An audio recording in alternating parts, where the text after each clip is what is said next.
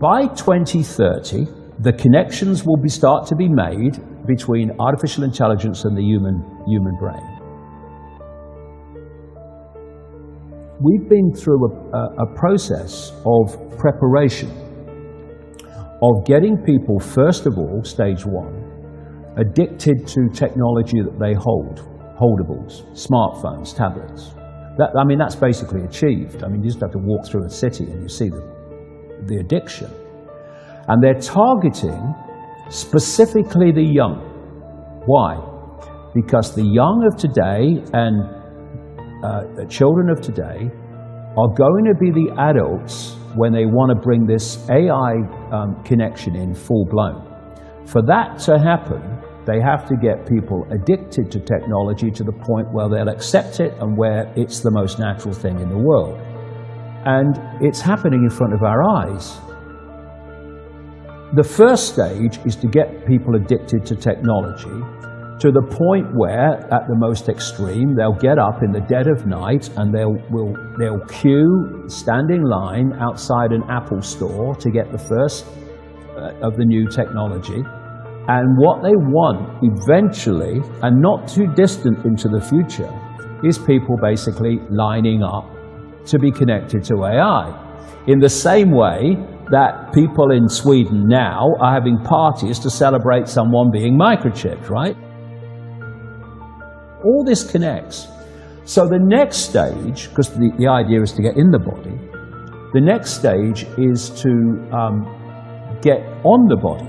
So we went from just holdables, we went to wearables, we went to Bluetooth and Google Glass and Apple Watches and all these other gadgets that go on the body now. Even what they call electronic tattoos that are basically microchips on the skin. And the next stage is to go in the body, which is already starting in places like Sweden.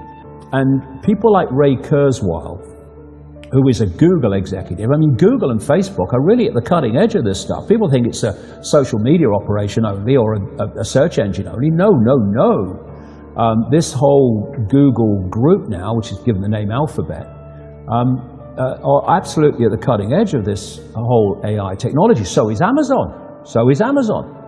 Amazon's got contracts worth hundreds of millions of dollars with the CIA and the Pentagon for cloud services and stuff. Yeah, they have massive data services. Massive, yeah. Consumers don't see. So the idea is to take this on. And what Kurzweil is saying, he claims an 80% success rate in his predictions of incoming technology and when it will come in. But, if you know when it's going to come in, then you've got a great chance of predicting it, haven't you? It's like, if you know when a stock market's going to fall, because the people you are connected to are going to make it fall, well, you're going to get out just before it falls, and you're going to get in just before you know they're going to push it up. You don't have to be, Nostradamus if you know the script. This is the sales pitch, and this is why they're telling you.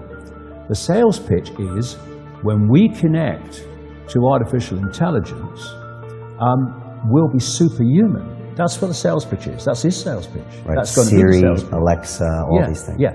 What you've got is the idea that connect to AI and you'll become superhuman intelligent. No, you'll become subhuman intelligent. You'll become a vehicle for artificial intelligence. And whoever controls artificial intelligence will control the perceptions of every mind that it's connected to. If you're going to make a physical connection with AI, you're not going to do that on a mass scale until you've made a psychological connection.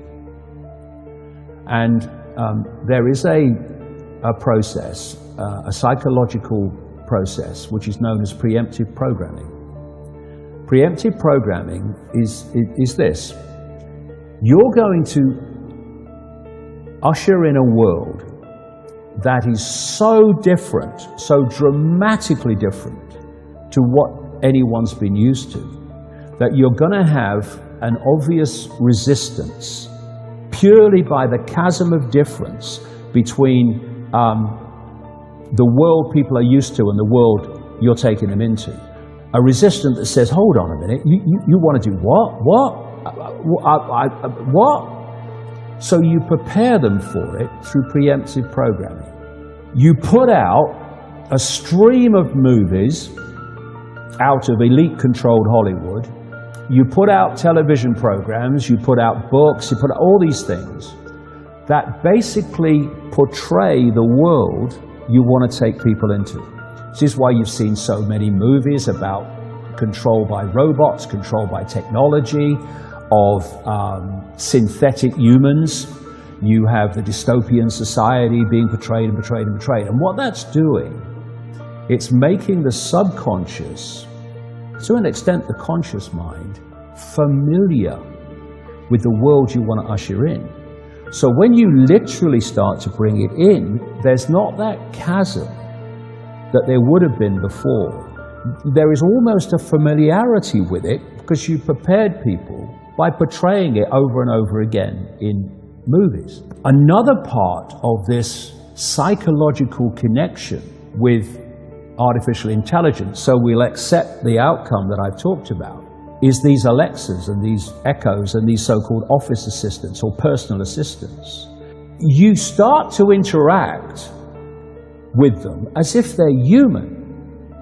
And now they're bringing in internet-connected toys for kids, even little kids, and Barbie dolls that they can actually have conversations with artificial intelligence. They're now bringing in these robots that are, these synthetic robots that are looking more and more like humans, a lot of them coming in from the East. And this is a whole psychological process of familiarizing us with artificial intelligence, to getting people to interact with it until it becomes the most natural thing in the world. By 2030, the connections will start to be made between artificial intelligence and the human brain. And the human brain will be connected to what he calls the cloud.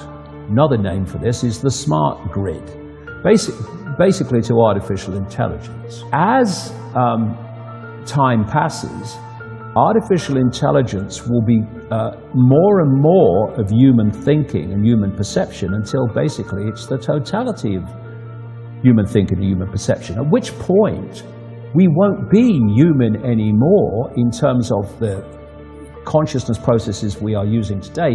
We will be artificial intelligence. And this is the assimilation I'm talking about. If you are connecting the human mind to a grid, a global technological grid, that grid can be centrally controlled. It will take at the center point very, very few people to run it, and even fewer to decide how it's run. I say this to kids and anybody else: how long could you live without your smartphone? What is an alcoholic? What, an alcoholic is someone addicted to alcohol? Yeah. Why is he addicted to alcohol? Because he can't stop drinking it. But you can't put your phone down. And if you do, within a few minutes you pick it up again, because you're addicted to it. So are you controlling that bit of technology in your hand, or is that controlling you? That's controlling you. Do you want your life controlled by a bit of technology? Do you want the rest of your life controlled by it? Or are you now going to go, I'm putting this down? If technology is going to be the servant rather than the governor, it has to serve the interests of humanity, and humanity does not have to serve it. We're in a situation now where humanity is serving technology. And it will be serving AI. Increasingly, it is serving AI in its algorithmic expression.